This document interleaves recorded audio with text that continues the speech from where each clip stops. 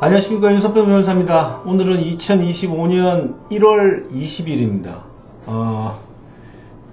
뉴스를 보시면 알겠지만 헌정사상 최초로 이제 대통령이 구속됐습니다. 대통령에 대한 구속영장이 발부가 됐습니다. 물론 구속 적부 심사를 청구할 수 있는 권한이 있긴 하지만 현재 상태는 구속영장이 대통령에 대해서 발부가 된 상태입니다.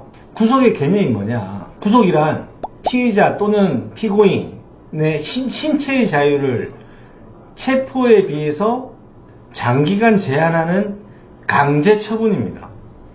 피의자 구속이라고 하는 것은 판사가 발부한 구속영장에 의해서 피의자를 구금하는 것이고, 반드시 체포된 상태의 피의자에 대해서만 구속영장을 발부할 수 있는 건 아닙니다. 그러니까 체포된 피의자에 대해서 구속영장을 발부할 수 있고, 체포 절차를 생략하고 구속영장을 발부할 수도 있어요. 근데 구속은 구인하고 구금이 합쳐진 겁니다. 구속에는 두 가지가 있어요. 구인과 구금. 구금은 피의자 또는 피고인을 교도소 또는 구치소, 우리가 잘 알고 있는 그런 데다가 감금하는 강제처분이고, 구인은 법원 기타 장소에 피의자나 피고인을 인치하는 강제처분입니다. 그래서 구인한 피의자나 피고인에 대해서 인치한 경우 구금의 필요성이 없다. 그럴 때는 24시간 이내에 석방을 해야 됩니다. 자, 그리고 피의자에 대한 이 그러니까 구인은 뭐죠? 법원 기타 장소에다가 사람을 인치하는 걸 말하는 것인데, 체포되지 않은 피의자에 대해서 구속 전 피의자 심문, 영장 실질 심사를 하는 데 있어서 수단으로 이용될 수 있습니다. 형사소송법 제201조의 2 제2항에 적혀져 있습니다. 구속의 요건을 이제 알아봐야 되겠죠. 어떻게 하면 구속이 되는 것이냐? 형사소송법 제70조 그리고 제201조를 살펴봐야 되는데, 피의자나 피고인이 죄를 범했다고 의심할 만한 상당한 이유가 있어야 돼요. 그걸 뒷받침해 주는 것이 뭐냐? 일정한 주거가 없을 때, 그 다음에 증거를 인멸할 염려가 있을 때, 도망 또는 도망할 염려가 있을 때 중 어느 하나의 사유에 해당하면은 구속영장이 발부가 돼요. 자, 그래서 도증주 이렇게 하거든. 도망할 염려가 있다.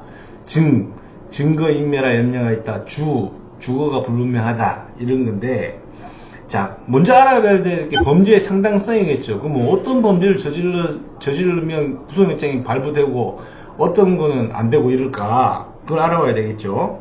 범죄의 상당성이라고 하는 거는 우리는 대법원 확정 판결 받을 때까지 무죄 추정의 원칙이라는 게 있어요. 그죠? 그래서 범죄 혐의가 무죄 추정의 원칙을 깨뜨릴 만한 정도로 유죄 판결이 나올 만한 고도의 개연성이 있는 경우를 범죄의 상당성이 인정된다 라고 이렇게 얘기를 합니다. 범죄의 유무죄를 판단할 때는 유죄를 판단할 때는 합리적 의심의 여지가 없을 정도로 법관으로 하여금 증명이 될 때 유죄 선고를 하는 것인데, 비해서 구속영장을 발부할 때는 범죄의 상당성, 즉 죄를 범하였음을 인정할 만한 고도의 개연성, 그러니까 합리적 의심 여지가 없는 확실한 그런 증명이 아닌, 그보다는 낮은 정도의 소명만 있으면 되는 것이죠. 그래서 범죄 상당성은 그렇게 인정되는 거고, 그럼 도망 또는 도망할 염려, 이거 잘 알겠죠? 도망은 형사소송이나 재판, 그 다음에 형집행을 면하기 위해서 영구적 또는 장기적으로 숨는 걸 말해요. 신병이 확보가 안 되게끔. 그러면 도망할 염려는 뭐겠어요? 이게 구체적인 사정을 따져봐야겠지만, 피의자 또는 피고인이 수사나 재판을 받지 않기 위해서 회피, 도주할 우려가 상당한 개연성이 있는 그럴 때 도주의 염려가 있는. 특히나 중형이 선고될 것이 예상이 되는 경우에는 도주 우려를 도망할 염려를 인정하기가 쉽겠죠. 예, 그렇게 인정할 수 있습니다. 그 다음에 주거가 불분명해. 이게 적혀져 있는데 피해자 또는 피고인에게 일정한 주거가 없다라는 거는 도망의 위험이 있는 거죠. 어디서 하는지 모르니까 이게 수사나 재판 받을 때 이럴 때 이 신병이 확보가 안 되면은 진행이 안 되지 않겠습니까? 근데 주거가 분명하다 그래가지고 도주 우려가 없는 건 아니고, 또 주거가 불분명하다 그래가지고 수사나 재판 받을 때 안 나오는 거 아니거든요. 예, 그래서 이거를 주거가 불분명하다, 이거는 함부로 그렇게 이 사유만 가지고 구속 영장을 발부하는 것으로 유일하게 요 사유만 인정하는 경우는 실무상은 드물다고 하면 되겠습니다. 그 다음에 증거인멸의 우려죠. 증거인멸의 위험은 인적 증거, 물적 증거가 있는데 부정하게 영향을 미쳐서 사실 인정에 영향을 줘가지고 침해가 되는 것을 방지하기 위한 구속사유입니다. 증거인멸의 염려라는 게. 그러면 피의자 또는 피고인을 구속하지 않으면은 증거 방법, 즉 인적 증거나 물적 증거 둘 중인데, 물적 증거는 훼손, 변경, 위조 이렇게 하는 거고, 인적 증거는 공범자나 증인 등에게 허위 진술을 하게끔 해갖고 실질적 진실 발견을 곤란하게 할 구체적인 위험이 있는 경우에 증거인멸의 염려가 있다라고 인정합니다.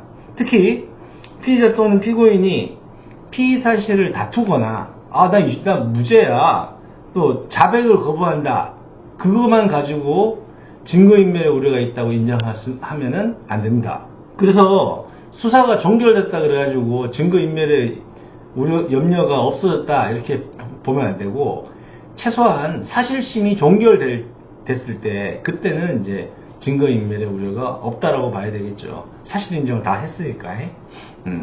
그래서 증거인멸의 염려라고 하는 건 증거인멸을 해도 그렇지만 증거인멸 염려만 있어도 되는 거기 때문에 구체적으로 인적 증거, 물적 증거 관련해 가지고 판단을 잘 해야 됩니다. 그 다음에 비례성의 원칙이라는 게 있거든요. 이제 이게 뭔 말이냐면, 이 형사소송법상 규정은 되어 있지 않지만 구속으로 인해서 신체의 자유라든지 이런 게 기본권이 침해되잖아요. 또 기본권 침해하고 형사재판, 수사와 재판, 공판, 이거를 절차적으로 확보하는데 구속의 기능이 비례해서 비례 원칙과 조화되게 하는 거죠. 구체적으로 따져보면은 형벌과 사건과의 관계에서 구속될 형이 구속이 선고될 형보다 짧아요. 그러면 구속사유는 비례성 원칙을 침해했다, 위배했다라고 보면 되겠죠. 아니, 구속이 기본 20일인데다가 만약 재판 중이면 6개월인데 나중에 나올 형벌이 4개월짜리고 그러면 이거는 비례성 원칙이 안 맞는 거죠. 그리고 구속의 보충성 원칙이라는 게 있어요. 그건 뭐냐면, 우리나라는 불구속 수사, 불구속 재판이 원칙입니다. 근데 구속은 다른 방법으로는 형사재판, 형사소송, 수사 이런 것들을 확보할 수 없는 경우에만 허용된다. 이렇게 보시면 돼요. 구속사유가 소멸하거나 구속의 집행정지, 보석에 의해서 구속의 목적을 달성할 수 있는 경우에는 계속되는 구속은 비례성 원칙에 반한다, 이렇게 보는 게 대부분의 학설입니다. 자, 그래서 지금 구속에 대해서 얘기를 하는 이유는 약간 시사적인 의미가 있습니다. 대통령이 구속영장이 발부됐잖아요. 헌정사 초유로. 근데 야당 대표 같은 경우는 범죄 사실이 소명되는데도 야당 대표니까 공적 감시가 가능하고 도망할 염려가 없고 증거인멸의 우려가 없고 이렇다고 해서 기각이 됐어요. 아시지 않습니까? 근데 대통령은 그러면 공적 감시가 불가능합니까? 아니, 그건 아니잖아. 그리고 물적 증거, 인적 증거, 그거 다 지금, 내랑 관련해가지고, 역할을 분담했던 사람이 다 구속돼가지고 있는데, 그 증거를 인멸하거나, 뭐, 증거를 인멸할 염려가 있는 경우도 아니지 않습니까? 근데 어쨌든 구속영장이 발부가 됐는데, 그거는 증거인멸의 염려가 있다라고 해서 발부가 됐습니다. 근데 증거인멸 염려라고 하는 게 뭐죠? 아까 얘기했듯이, 물적 증거를 훼손하는 거, 변조, 위조, 변조하는 거, 인적 증거, 허위 진술하게 하는 거, 이런 건데, 아니, 지금, 다 구속돼가지고 있는데, 과연 증거인멸의 염려가 있다고 보기가, 쉽게 단정하기가, 저 개인적으로는 어렵다고 생각합니다. 어쨌든, 구속이라고 하는 것에는, 뭐, 요건이 뭐냐, 그 다음에 구속 안에는 그 방법에 따라서 구인과 구금이 있다는 거 아셨겠죠? 이런 것들을 상식적으로 알아두시면 되겠습니다. 좋아요, 구독 꼭 눌러주시고, 그리고 여기까지 시청해주셔서 감사합니다.